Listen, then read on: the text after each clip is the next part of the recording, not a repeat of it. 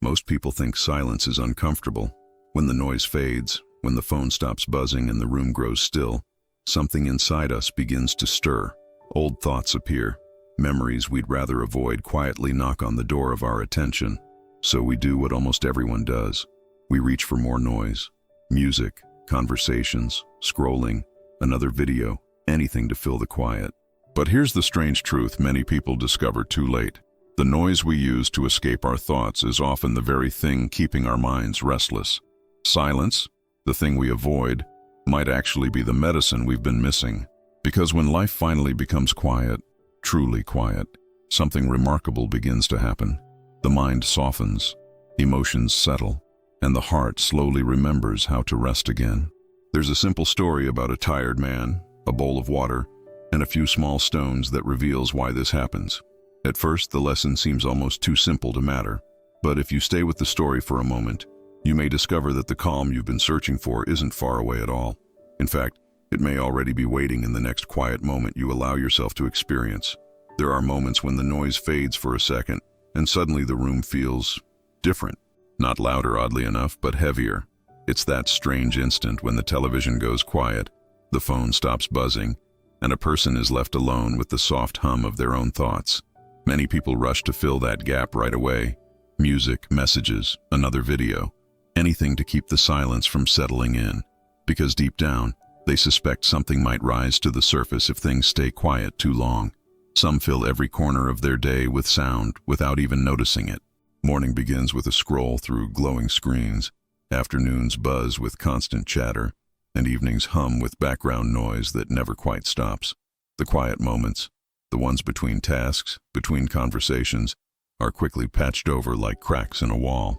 It feels harmless at first, almost comforting. Yet somewhere inside, a tired part of the mind keeps whispering, "Why am I still so restless?"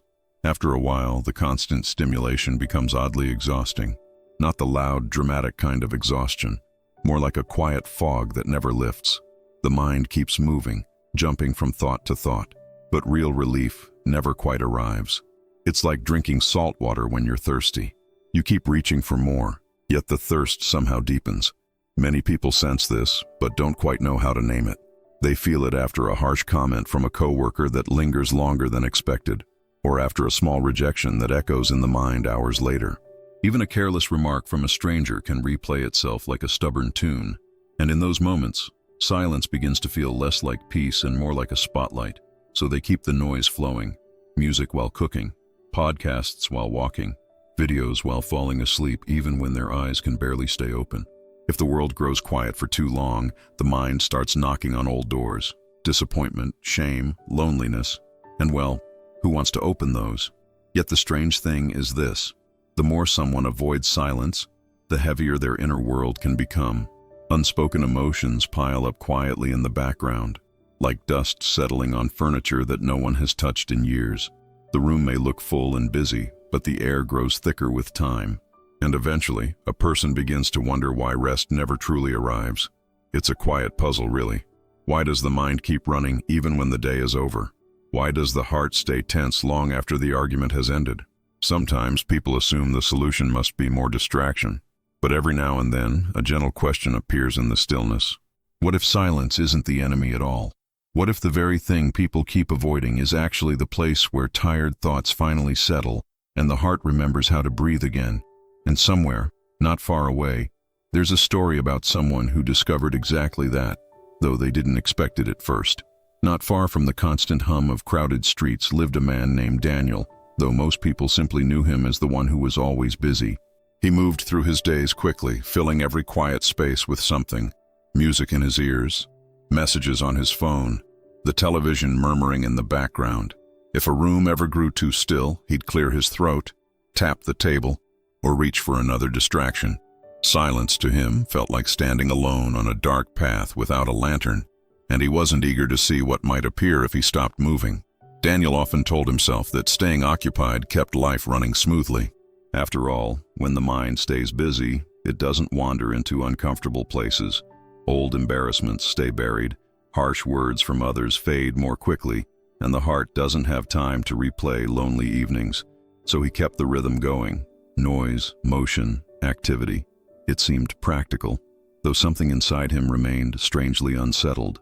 Late one evening, after a long day filled with conversations and glowing screens, Daniel noticed something curious. Even though the house was quiet, his mind wasn't. Thoughts bounced around like loose marbles on a wooden floor. A rude comment from earlier, a small mistake he'd made, the dull ache of being misunderstood. The silence around him felt tense, as if it were waiting for something. He rose from his chair and began pacing slowly through the room. The quiet followed him, calm and patient. It didn't argue, didn't rush, didn't demand anything. It simply remained there, like a still lake waiting beneath a cloudy sky. And for a brief moment, just a flicker, Daniel wondered if the silence itself wasn't causing the discomfort. Perhaps it was revealing something that had already been there all along. The thought lingered gently in the back of his mind. What if the noise he depended on wasn't actually helping him heal? What if it had been stirring the waters of his thoughts all this time, keeping everything cloudy and restless? He wasn't sure yet, of course, but somewhere in his chest, a quiet curiosity began to grow. It was the kind of curiosity that doesn't shout. It simply waits. You see, when noise finally fades, the mind begins to notice its own rhythms. The breath becomes clearer. The heart softens its grip on old worries. And emotions that once felt sharp and tangled start loosening, almost as if they had been waiting for permission to rest. Of course, Daniel didn't fully understand this yet. To him, silence still felt like unfamiliar territory, a place where hidden feelings might grow louder instead of softer. And the last thing he wanted was to invite more discomfort into his already tired mind. So the next morning he returned to his familiar routine of filling every quiet moment. Yet the strange thought stayed with him, that maybe, just maybe, calm doesn't arrive through more noise. Maybe it arrives when the noise finally steps aside, and it wouldn't be long before life showed him a small, unexpected symbol of that truth. Something simple, something ordinary, yet impossible to ignore once he noticed it. Daniel had become quite skilled at staying busy. Not the joyful kind of busy that leaves a person satisfied at the end of the day, but the restless kind that keeps the mind from sitting still for even a minute. His mornings began quickly, almost defensively, as though quiet itself were something sneaking up behind him. Before his feet even touched the floor, his phone was already glowing in his hand. News, messages, music, anything to keep the silence from settling too close. Throughout the day, Daniel moved with the energy of someone running from an invisible rainstorm. At work, he kept conversations going even when they had already reached their natural end. When a colleague's criticism stung, he laughed it off loudly, then buried the feeling beneath another task. Later, a small rejection in an email lingered like a splinter in his thoughts. Instead of pausing, he hurried toward the next distraction, hoping the sting would dissolve along the way. Evenings were no different. The television murmured while dinner cooked, music played while dishes were washed, and another video flickered as he sank into the couch. The room was never truly quiet, not even for a breath. If the sound paused for too long, Daniel felt a strange tightness in his chest. So he pressed play again, like someone quickly shutting a door before the wind could push it open. And yet, despite all the noise, rest never fully arrived. Sometimes a careless remark from earlier in the week resurfaced without warning. Sometimes the memory of a mistake appeared while he brushed his teeth, as if the mind had been saving it for a quieter moment. Those were the seconds Daniel feared most, the tiny spaces where silence tried to slip in. Because in those moments, his thoughts seemed louder than anything he could play through a speaker. He often wondered why calm felt so distant. Other people seemed able to sit quietly on a bench, watching the evening sky without discomfort. Daniel couldn't imagine doing that without reaching for his phone within seconds. To him, silence wasn't peaceful. It felt like standing in a dark room where every old echo returned, and he suspected, though he rarely admitted it, that if he stayed there long enough, the echoes might grow stronger. Still, life has a curious way of placing small mirrors in front of us. Sometimes they appear in ordinary objects we've passed 100 times without noticing. Sometimes they wait quietly on a table, asking nothing at all. And one evening, after a particularly long day, Daniel noticed such an object sitting in the corner of his living room. It was nothing remarkable at first glance, just a simple glass bowl filled with water. Yet something about it felt oddly familiar. Inside the bowl, the surface of the water trembled gently, disturbed by something Daniel hadn't yet realized he had been doing all along.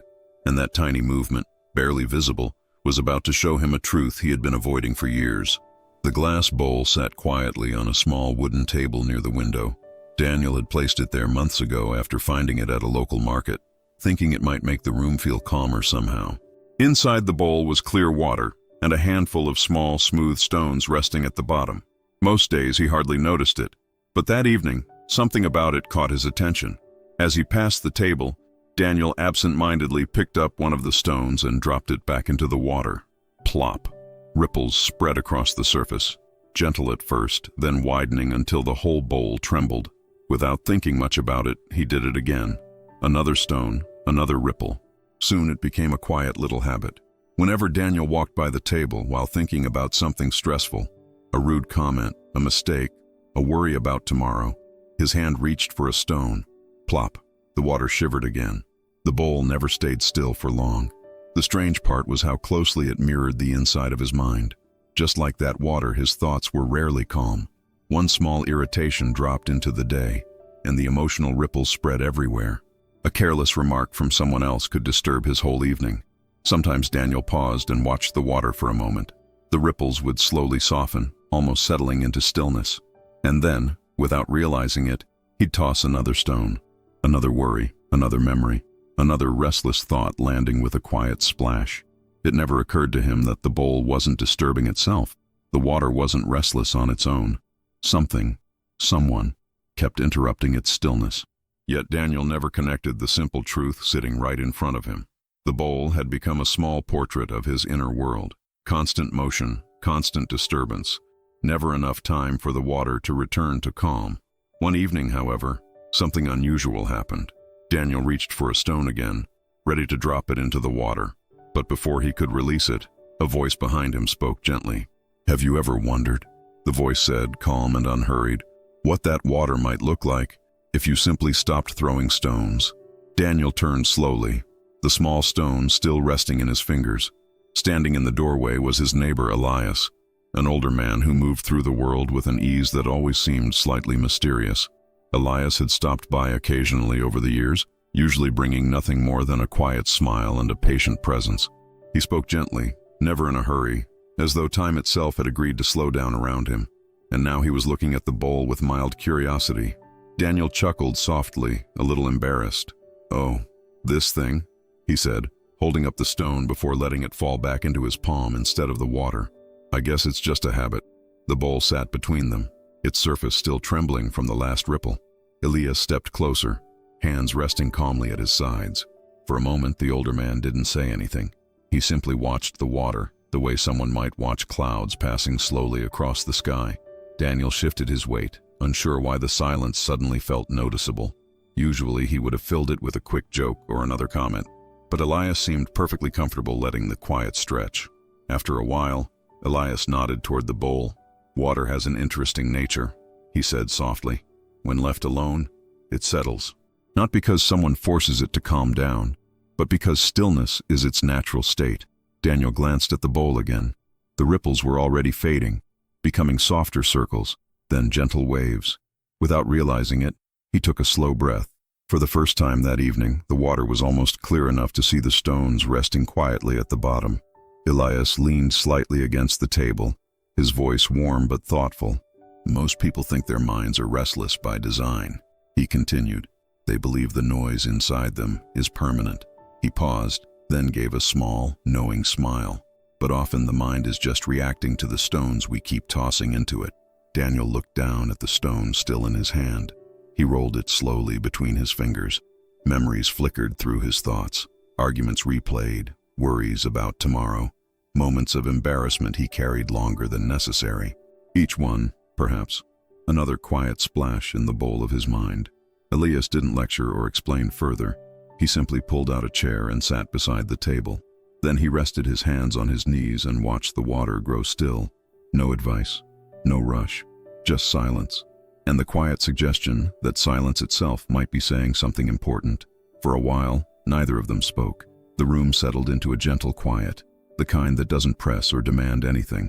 Daniel sat across from Elias, the small stone still resting in his palm, turning it slowly between his fingers. The bowl of water, once restless, was now nearly still. And for the first time that evening, Daniel noticed how clear it looked when nothing disturbed it. Elias leaned forward slightly, studying the bowl as though it were an old friend. "You see," he said softly, "the water never needed to learn how to calm down." His voice carried no urgency, only a quiet certainty. It only needed the stones to stop falling. He glanced at Daniel with a small, understanding smile. Daniel exhaled slowly, almost unconsciously. It was such a simple idea that it felt strangely disarming. All this time he had believed calm was something complicated, something that required effort, strategies, maybe even the perfect circumstances. But the bowl in front of him suggested something much simpler. Calm appeared the moment the disturbance stopped. Elias reached toward the table and gently touched the rim of the bowl. "Your heart and nervous system are not so different from this water," he said. "When noise and agitation keep splashing into them, they can't settle." He paused, letting the quiet linger for a moment, but silence gives them permission to recover. Daniel looked down again at the stone in his hand. For years he had believed silence would amplify his worries, that if he stopped distracting himself, every uncomfortable thought would grow louder and sharper. Yet here he was, sitting in a quiet room, and something unexpected was happening. His chest felt lighter, not dramatically, not like a sudden miracle, just a small shift, like loosening a tight collar after a long day. Elias noticed the change and nodded gently. "You don't have to force calm," he continued. "You only have to give it space." Then he gestured toward the stone in Daniel's hand. "Sometimes that begins with a very small choice." Daniel studied the stone for another moment. Then slowly, almost thoughtfully, he placed it back on the table instead of dropping it into the water. The bowl remained perfectly still. For the first time he began to wonder what might happen if he allowed more moments like this to exist. The next morning, Daniel noticed the bowl again as sunlight slipped through the window. The water was perfectly still, so clear he could see every stone resting quietly at the bottom. For a moment he felt the familiar urge to reach for one. His fingers even moved slightly toward the table. Then he paused, remembering Elias's gentle words. Instead of dropping a stone, Daniel did something different. He stood there quietly for a minute, just watching the surface of the water. At first his mind behaved as it always did, jumping from thought to thought like a restless bird. A conversation from yesterday replayed itself. A worry about tomorrow tried to squeeze in. The discomfort surprised him. Silence wasn't immediately peaceful. It felt awkward, almost itchy. Daniel shifted his weight and let out a small sigh. For a second he almost laughed at himself. "Just standing here," he murmured softly, "and my mind acts like it's late for an appointment." Still, he stayed for another breath or two. He noticed the quiet hum of the refrigerator in the kitchen, the soft rhythm of his breathing, the way sunlight danced gently on the bowl's surface. Something subtle happened then. The tension in his shoulders eased a little, like a knot slowly loosening. The thoughts didn't vanish, but they seemed less demanding. Instead of throwing another mental stone into the water, Daniel simply watched the ripples inside his mind fade on their own. Over the next few days, he began repeating this small experiment. Sometimes it lasted 30 seconds, sometimes a minute, a tiny pause beside the bowl before starting his day. Whenever a sharp emotion appeared, irritation from criticism, embarrassment from a mistake, loneliness after an unanswered message, Daniel would quietly imagine the bowl again. He'd picture the water settling, and he'd ask himself one simple question: do I really need to throw another stone? Little by little, the answer changed. And as the days passed, the bowl in the corner of the room began to look less like decoration and more like a mirror reflecting the quiet changes happening inside him. A week later, Daniel found himself in a moment that would once have stirred the whole bowl inside him. At work, a colleague made a sharp remark about a mistake in a report, the kind of comment that usually lingered in his mind for hours. The room felt suddenly tense, and a few eyes turned toward him. For a split second, the familiar urge appeared. Defend himself quickly, explain everything, fill the space with words. It was the old habit reaching for another stone. But something quiet interrupted that impulse. A small memory of the glass bowl resting near his window. The image arrived gently, almost like a friend placing a hand on his shoulder. Daniel felt his breath move in and out once, then twice. And in that tiny pause, the water inside him didn't ripple the way it used to. Instead of reacting immediately, he allowed a few seconds of silence to exist. Not an awkward silence, just a calm one. His colleague finished speaking, and Daniel simply nodded. "All right," he said softly. "Let me take another look at that." The moment passed more smoothly than he expected. Later that afternoon, he noticed something surprising. The comment that would normally replay in his mind like an annoying echo had already faded. No heavy rumination, no long inner arguments. Just a brief disturbance that settled on its own. Walking home that evening, Daniel felt the quiet rhythm of his footsteps on the sidewalk. A breeze brushed lightly against his face, and for once he didn't rush to fill the space with music or a podcast. He simply walked, and the silence felt different now. Less like an empty hallway, more like a wide open field. That night, sitting beside the glass bowl again, he smiled to himself. The water was still, reflecting the soft glow of the lamp above it. Daniel picked up one of the stones, feeling its smooth weight in his hand. Then he placed it gently back on the table, because now he understood something simple, something almost obvious. Not every moment in life needs another stone. Sometimes the wisest thing a person can do is allow the water to remain calm long enough to see clearly again. And as Daniel sat there quietly, another small realization began forming in his mind. One that might help others discover the same calm he was slowly learning to trust. One quiet evening, as Daniel sat beside the bowl, Elias returned for another visit. The old man stepped inside with the same gentle presence he always carried, like someone who had nowhere urgent to be. He noticed Daniel watching the water and smiled, though he didn't comment right away. Instead, he pulled out a chair and sat down across from him. For a moment, they simply shared the quiet together. After a while, Elias nodded toward the bowl. "You know," he said softly, "most people think silence requires some kind of special place." A small chuckle escaped him, warm and unhurried. They imagined mountains, long retreats, or hours of meditation. Then he lifted a finger lightly, as if revealing a small secret. But calm often begins with something much smaller. He continued. "Sometimes it begins with 1 minute." Daniel tilted his head slightly, curious. "1 minute?" he repeated. Elias nodded, his eyes kind. "Yes," the old man said. "One quiet minute where nothing needs to be fixed."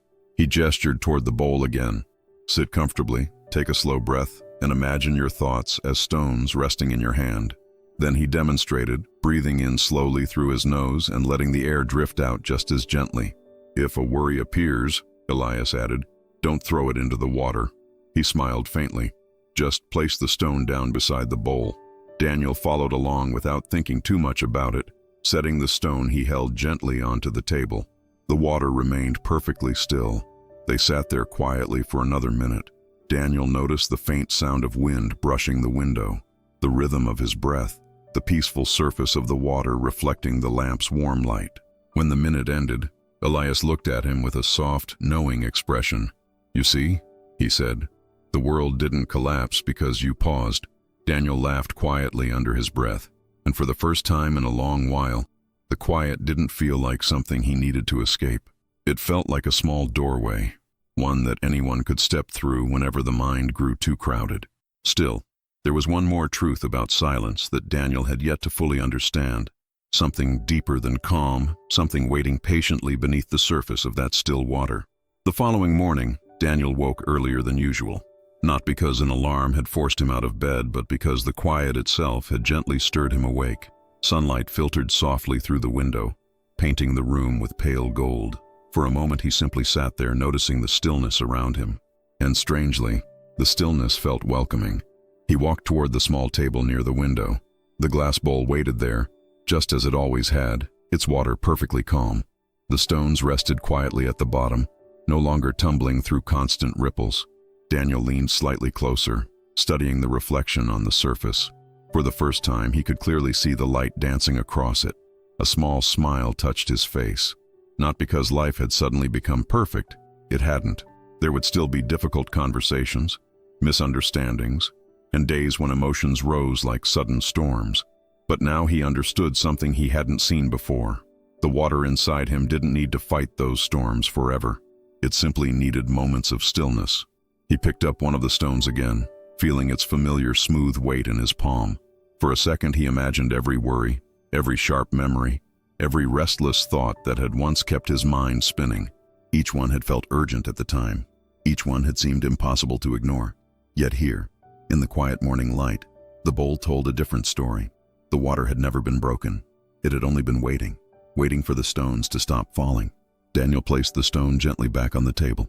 The water remained undisturbed, reflecting the calm sky beyond the window. In that reflection, he realized something simple, something most people overlook while rushing through their noisy days. Silence isn't emptiness. It's a quiet sanctuary where the heart remembers how to breathe, where thoughts settle like soft dust after a long storm, and where a person can rediscover the calm that was always there beneath the surface. Outside, the world slowly woke. Distant footsteps, birds beginning their morning songs, the quiet rhythm of another day starting. Daniel stood beside the bowl for a moment longer, watching the still water. And somehow, it felt as though the same stillness had begun to appear inside him.